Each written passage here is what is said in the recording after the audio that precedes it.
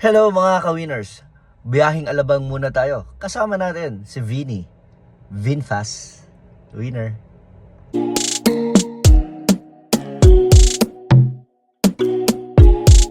We're entering SLEX Nichols. Ano ba tayo? Nasa 62%. We'll see. Pagdating natin sa Southridge, ilan niya nabawas. Kakapasok lang natin ng Nichols. Saktong 489 ang ating kilometers. Tingnan natin kung gaano ka-efficient si Vinny.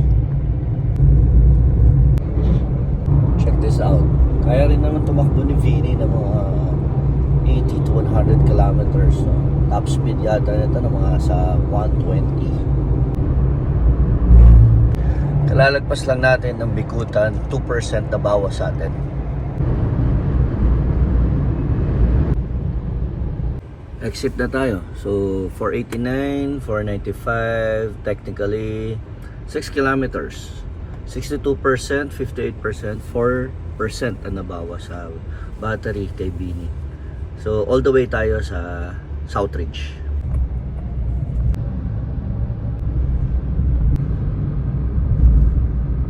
Turning right na tayo sa Alabang Hills. Tingnan natin kung ano yung efficiency ha.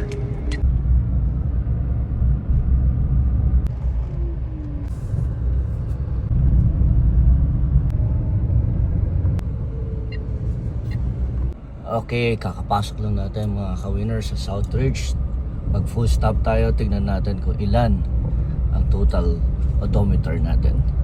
Ito mga ka-winners, 499. So 10 kilometers from Nichols to Southridge dito sa Alabang Hills. 62%, ngayon 57%. So 5% ang nabawas. One way. Winner na winner ka, VinFast. Salamat sa'yo.